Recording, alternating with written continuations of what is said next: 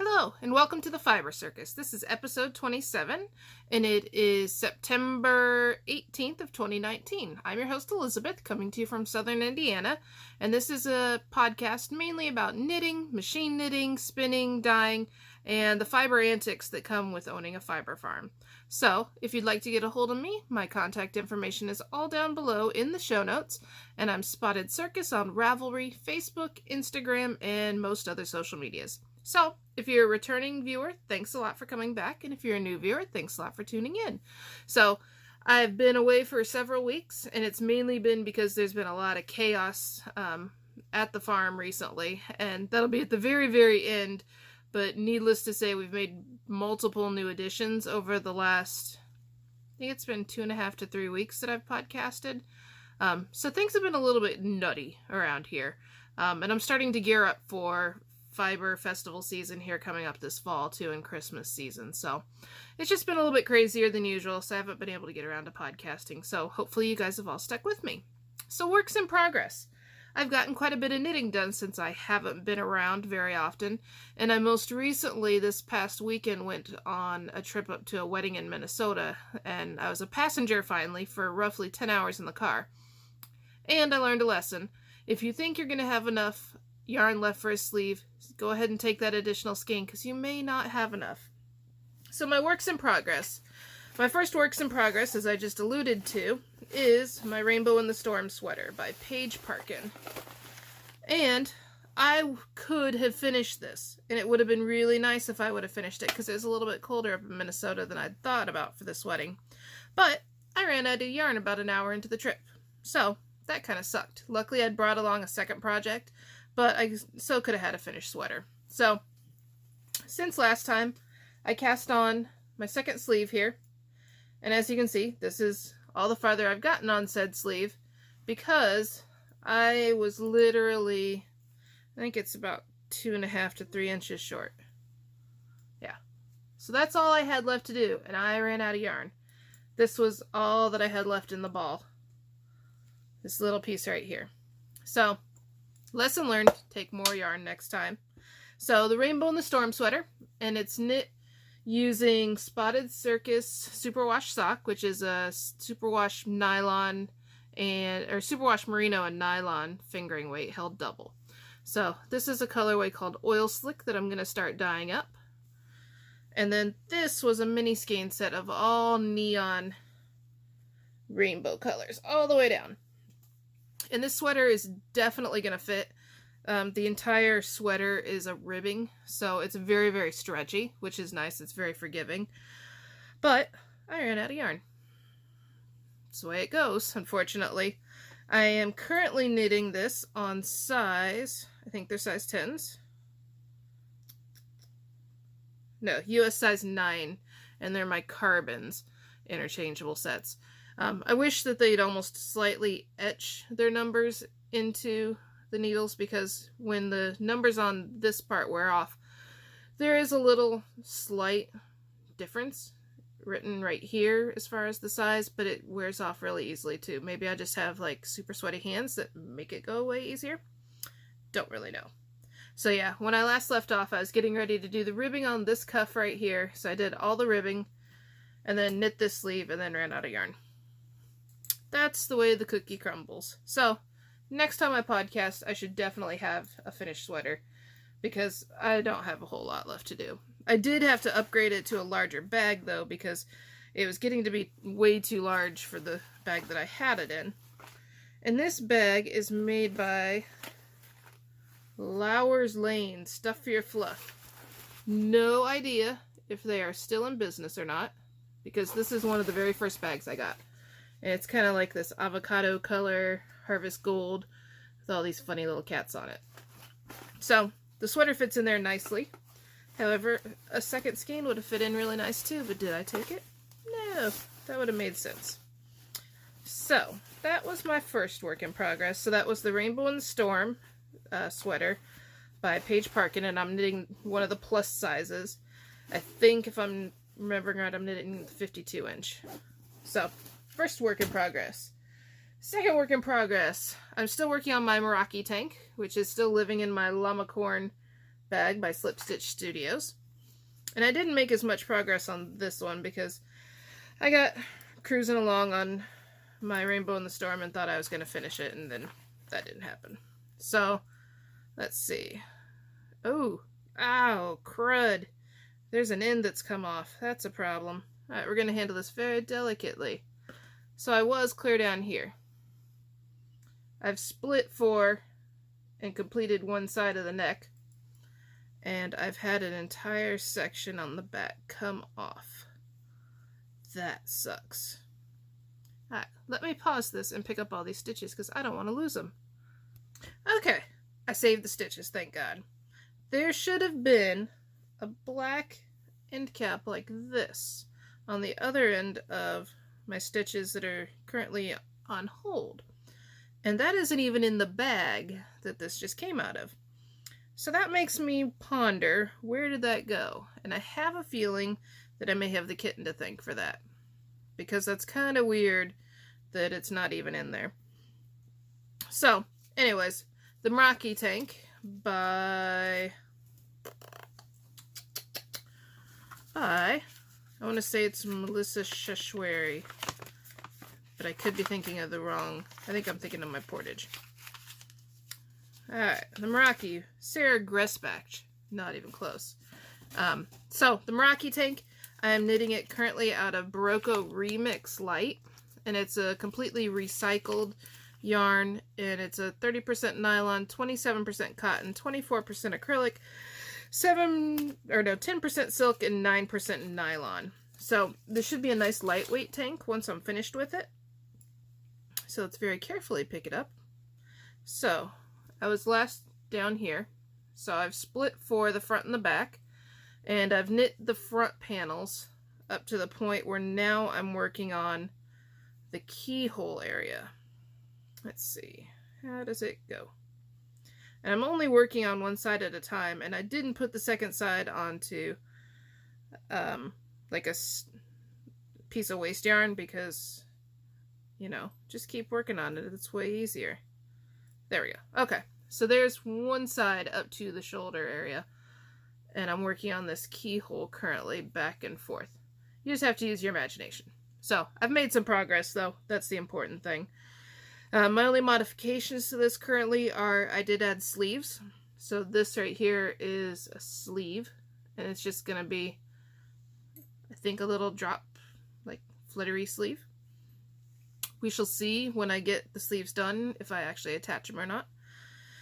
And then I'm knitting this on size US 6s right now. So it's actually going really well, except for those 10 or 15 stitches that I just somehow dropped off.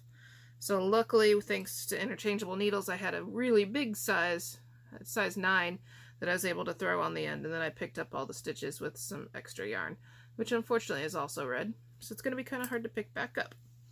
But we saved the stitches, thank God. So that's my Meraki tank.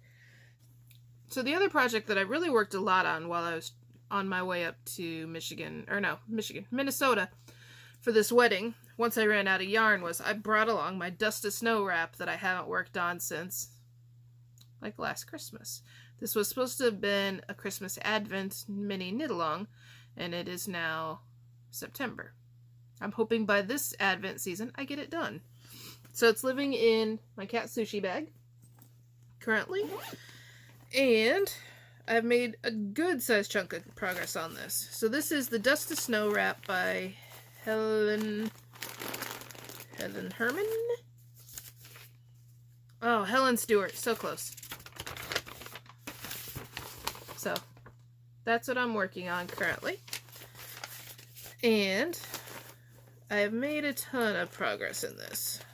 So I was where this little puppy dog stitch marker was, and I have done all of these colors. So I completed 1, 2, 3, 4, 5 different colors during the trip. And here is all of it so far. And this is out of a yarn mini set from Stitchtogether Studio that they put together last year for this kit. And it's going pretty well. I am currently on color number 16 out of 25, I think. And here's the rest of my minis. I still have to get through all my blues and purples, as you can see. But it's making pretty good progress. There was a slight mistake. Let's see. When I picked it back up, I had forgotten how to work an SK2P. And it should look like this right here with this little ridge of stitches. I'd forgotten how to do that. So instead I got this, not really a ridge right here of that. And then up in this color,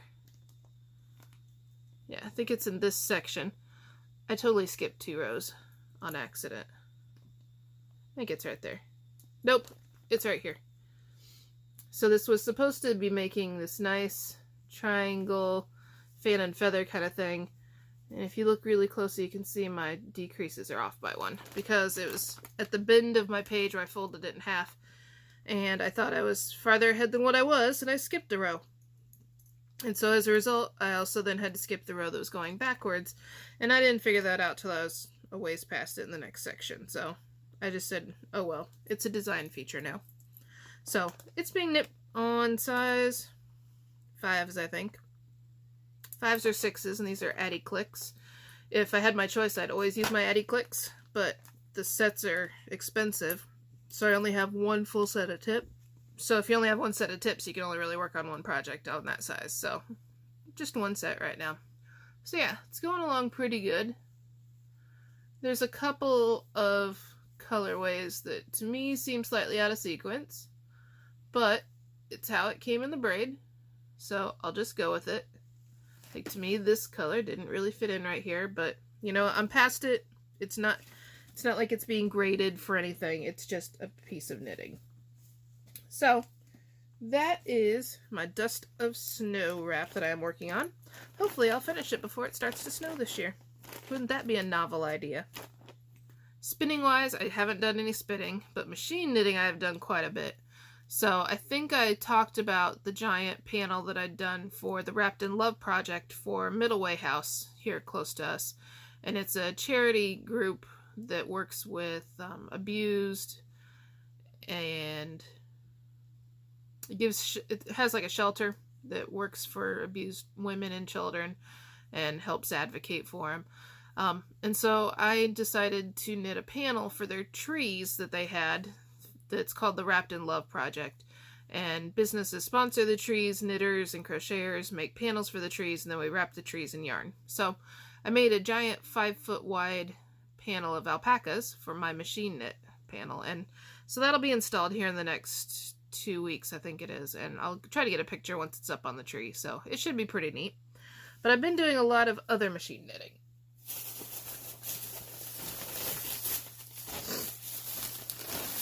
So, I have been working on getting, I went down to actually an estate sale that was down near Kentucky from a woman who was a machine knitter, and she had a bunch of different machine knitting yarns. And I waded through the acrylic and stuff to find wool, and some wool silk. And I just realized I've left one of my panels out, but this will give you an idea. So I hand dyed some of it. It was all undyed yarn. So I worked on hand dyeing it, and it's all 2/20, like really, really thin lace weight. So I've been knitting it on my Passat machine, and this is something that I've knit up that I still need to block. And it's gonna be, I think, a shawl, depending upon how big it is once I actually block it out. Or it could just be a really big fluffy cowl. But it's a lace pattern that I'm doing. And it's actually a version of tuck stitching, which is where it holds stitches for a couple of rows and then knits them off. So this, and it's kind of hard to see. Let me see if I can find something white to put it behind. Here. Okay. So that shows a little bit better what the pattern looks like. And I'm going to block the heck out of it, so that way you can see it really opens it up quite a bit. So I've been working on that. So I got this one completely done and bound off. I haven't figured out a great way yet to work my live stitches and bind it off so that way it's stretchy enough. So that way when I block it, the edge isn't too tight. So I did this one. And then last night, I sat down with some of my Pack-A-Cool lace, which is a 50-50 alpaca and lace, and knit a bunch more. And I did 3 in a row because I already had the machine set up, so I thought I better just continue on here. So, I still have to bind off both ends, but I have one in this kind of turquoisey gray color. You can see here it goes, and then I got some waste yarn. And then I did this colorway, which was my colorway highlighter. And it's a purple, gray, green, and blue color. And then I went on to, I think I called this Vampire Kiss. And it's a red, black, and white colorway. So I've got these 3 that I now need to go back and pick up the ends on and either stitch them together like an infinity cowl or lay them out flat. Not 100% sure how I'm going to finish them out yet, but I'm trying to get a bunch of things done because I got accepted at a craft fair for Small Business Saturday up in Indianapolis. So I want to have some finished goods for people to buy, and those are going to be some of them. So that's going to be on my project, is blocking those guys out. The first one that I did was really neat. I knit it, it was 100 grams of this 2/20 lace weight, and it was a wool silk blend, and I made it about half the width of what this one is, and then just used the entire cake. This is also 100 grams roughly, but I made it probably double the width that the last one was. And the first one came out 9 feet long, so I had to block it outside on my porch using several blocking mats. So that was interesting. It's really, really long, and I've contemplated cutting it in half, but that means I've got to go through and try to pick up all of these stitches, and some are knits, some are purls, some are tucks. There isn't a rest row in between the 2 motifs that are in there, so it may just literally be one really, really long scarf. Like this one, I think if I block it out, I think I'll be able to get like a double wrap out of it. And there'll still be plenty of space for it. So I'm thinking I'm going to actually end up connecting the 2 ends together. But then when I block it, it's going to go out to, it's at least 2 feet, if not 2.5 feet. Because these squares, let's see, so it's 1, 2, it's almost 3 full squares, so that's got to be at least 3 feet. So, we'll see. Machine knitting wise, these only take me less than an episode of 90 Day Fiancé, which I think is like 40 minutes long. Because I've been obsessed with watching that all of a sudden for some reason. The setup's the worst part, going from a 1x1 rib and then having to put needles into different positions in order to get this tuck effect for it. So, yeah, I like the way this turned out. I think this is really pretty. The other one is black with orange, red, and pink, or yellow. No, orange, pink, and yellow, and it looks very Day of the Dead-ish. So, we shall see, but that's part of my projects right now that I'm working on. Okay, so travels. When I last left you, I was getting ready to judge out at YAKAPALOOZA, and I did my judging. It was very interesting because most yaks don't have a whole lot of fiber on them at this point of the year. They're towards the end of their fiber harvest season and getting ready to go into winter. They really just don't have much of a coat. But I had a really good time talking with everyone there. I learned a little bit more about yaks, and I still really would like some yaks at some point someday. So, yeah, it was a great time. I really appreciate A Yak bringing me out to do the judging and do a talk. And while I was out there, I got some yak socks because I didn't have a pair of yak socks yet. And these come from A Yak or Two Great Lakes Ranch. And it is Lynette and Mark Priest, and they're up in Mansalona, Michigan. So I haven't ever tried yak socks before. I also got a yak shirt. So see, there's my yak shirt. I'm going to actually see if I can turn their logo into a machine knit item where I'm going to do like with what my alpacas look like, where they're just kind of patterned all over, and instead do yak version. So that's kind of in the works at some point. So really great people. They have very heavily fibered yaks, and they have some very exquisite yarn and raw fiber. So if you happen to be at the, what's it called? Not the Great Lakes Fiber Festival. There is the Fiber Festival that's coming up at Young's Dairy this weekend. They're going to actually be there with their yaks. They've started going to a few fiber festivals with their yaks, and it's really kind of cool because most knitters and spinners have never seen a yak in person. So definitely stop by, check them out. Check out their yarns. Completely domestic USA made yak, and that's hard to come by because there just isn't a lot of yak in the US right now. So stop by, check them out. Great people. So I did YAKAPALOOZA, and then on our way up to this wedding, it was being held in Austin, Minnesota, which, if you don't know it, that's where Spam was invented. So we went to the Spam.museum. And I'll admit, I've never been a big fan of Spam. My dad liked it quite a bit. I couldn't ever get over the nasty jelly coating and the noise it makes as it slides out of the can. It's just nasty to me. But they had Spam from several different countries around the world, and one of them is a sweet barbecue Spam. So I thought I'd give that a try. And then I also bought a Spam spread, which has Spam, cream cheese, pimentos, and I think like normal cheese, and you're like supposed to spread it on your crackers. So we'll see how that is. Maybe if my husband will prepare the stuff in the can that has the jelly, or like at least wash the jelly off for me, then I can get over the spamminess of it. Very interesting tour though. It talked a lot about how Spam is really heavily popular in other countries and the different flavors.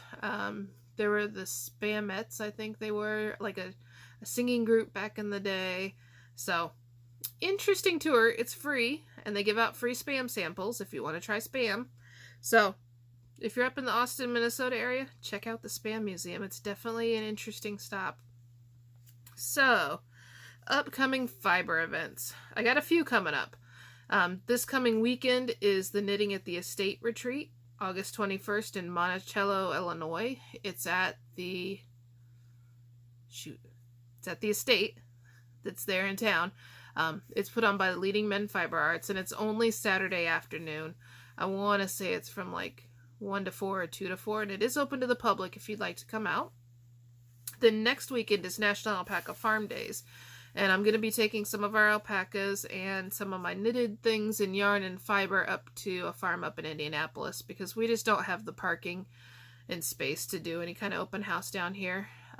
So if you're up in the Indy area, it's on Highway 40 east out of Indianapolis off 465. So look at the Facebook page. I'll try to make sure that I put a link to where it's at there. So, and if you're not in the Indianapolis area, the next week is National Alpaca Farm Days, August 28th and 29th, and lots of farms are open for free tours and visiting the alpacas and stuff.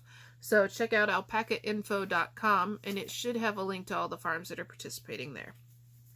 After that, October 25th through 27th is the Southeastern Animal Fiber Fair, also known as SAFF, in Asheville, North Carolina, and I'll be vending there.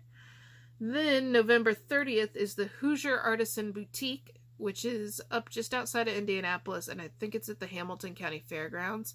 Just a one-day event, and it's on Small Business Saturday, so I'm working on tons of knit goods. I'll have felted soaps and hopefully some dryer balls that somebody else will hopefully make available for sale up there, so definitely stop by there.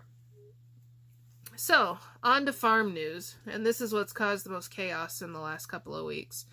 We've added 6 new animals to the farm, and they weren't all, well, they were all planned, kind of, but there's been a little more chaos than planned. So first off, we have a new puppy. His name is Loki, mainly because he's a mischief and troublemaker, and he's a 7/8 Anatoly Shepherd and 1/8 Maremma Shepherd dog. And we got him because we thought that our current livestock guardian dog was getting older, because he looks kind of decrepit. He's got some eyelids that turn in that we've fixed several times, and it still hasn't worked. So I thought he was older than what he was. So I thought So I thought that I needed to start training a younger dog to be his replacement. Come to find out, he's only 4. It's really not that old. He just looks older than what he is. So we got this puppy, and he's more laid back. Like, he can lay in front of the fan out in the pasture and be completely oblivious that somebody is standing over there, you know, attempting to steal something. He wouldn't even notice. But he does like to chew, and in the first week he chewed one of the support tie-downs for one of our shelters off, which was great. He also likes to steal things, and we have these things called bug balls, and they're giant black inflatable balls that you actually paint with a sticky trap stuff in order to catch horseflies and biting flies. And I was installing a new one, and I set down the sticky stuff for probably 2 to 3 seconds, and I looked down to actually start using it, and it was gone. And in that time, he'd taken it clear through one pasture into the next pasture and put it in his hidey hole. So, he's a horrible thief. We're hoping that changes, because right now he's just a butthead about stuff, and he's gonna get big. The breeder where we got him from said his dad was over 100 pounds, so he should be a pretty good sized dog. And I like his calm demeanor, except for the stealing of things. So, hopefully, you gotta realize he's only a puppy still. So from the puppy, we then have gotten some sheep. Everybody knows Ted the Teeswater, you know, our big fat wether that kind of hangs out. And Ted's breeder was having a herd reduction sale because of the cost of hay and having a few more sheep than what she'd planned on. So we've decided to get some sheep. And we picked up a ram and 2 female sheep for us that we're going to breed this fall. So we should have baby Teeswaters next year. And they should be pretty high percentage Teeswaters. Teeswaters were created in the U.S. by importing semen, so it's been a percentage system. And from what I understand, I think our ram is like an 86% purebred Teeswater, which is pretty good. It's new getting used to dealing with a ram. From everything I've been reading, they've said, don't look at the ram, don't pet the ram, don't let the ram associate you with food, because when he gets pissed, he'll take you out. So it's kind of a joke right now when we go into the pasture. Oh, watch out, the ram's looking at you. You know, don't look at the ram. Or watch out, he may get us. So he's only about 12 months old right now. So we're trying to be as hands-off as humanly possible with him, which is hard because he's really kind of cute. You know, he's like a miniature Ted right now. The breeder said that his father weighed about 450 pounds as an adult, and that's huge for a sheep in my opinion. He's currently in like the 160s, so he's still pretty manageable. However, we want to install good behavior in him now, so that way when he's 450 pounds and hitting you in like your kneecaps, he doesn't do any damage to you. So this is going to be a new experiment for us. It'll be interesting.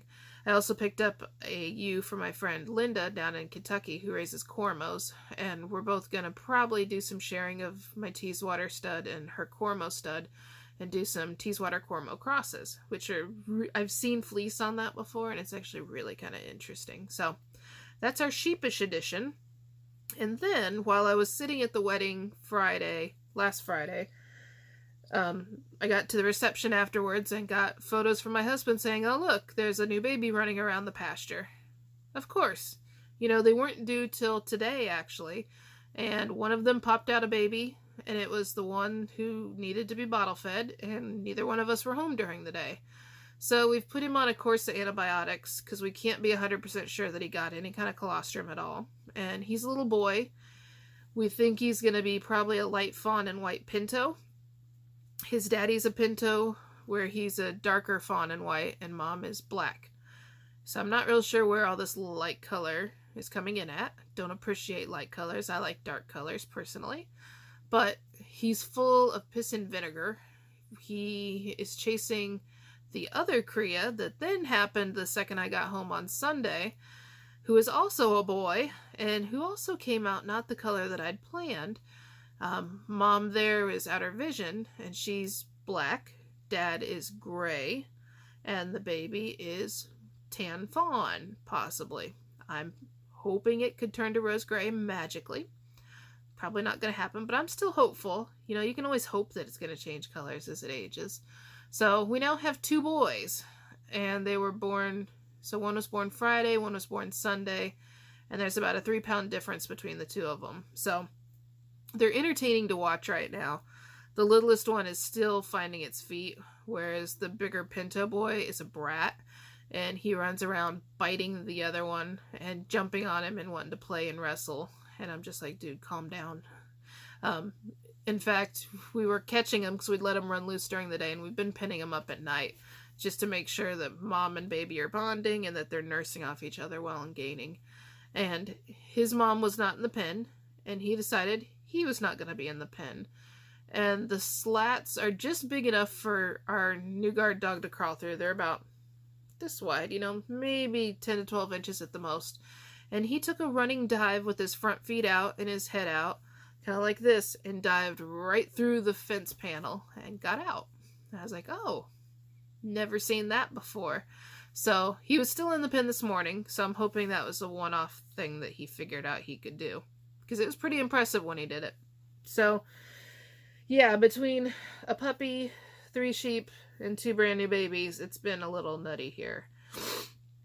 Pretty positive now, though, that the llama is probably not bred, which kind of sucks. We wanted a llama baby.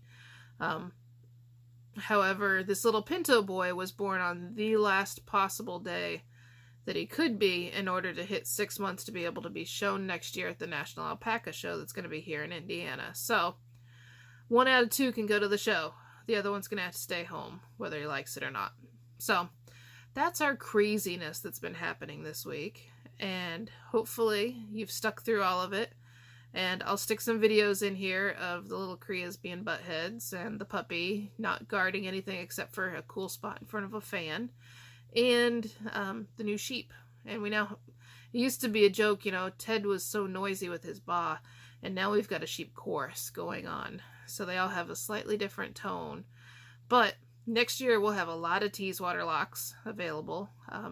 One of the girls is just a yearling, so she's got a really nice long fleece on her. And the other girl is going on 3, so she's still probably got 8 to 10 inches on her, I bet. So it'll be interesting to see how this sheep breeding plan goes. Sheep, from what I've been told at least, are much easier to take care of than alpacas with babies. It's much, much faster, obviously, because we'll breed in November and have babies in April. So that's kind of a nice thing. However, we're going to have to do ear tags. We're going to have to learn how to band tails and to castrate, possibly. So, husband was not thrilled when I told him about that. So, the next couple of months will be an interesting journey when we get baby sheep on. That's not it for this week. Let's see, 2 weeks from now. I should be home 2 weeks from now in order to do another podcast. So, I should have a finished sweater by then, hopefully. And some of these machine knit shawls should be done as well. So hopefully we'll have some finished objects, many more baby hijinks, and other craziness. And if you really like watching baby craziness, I've been posting a lot of videos to Instagram. So check it out there. Spotted Circus is my name tag on Instagram. And we will talk to you guys in a few weeks. Bye.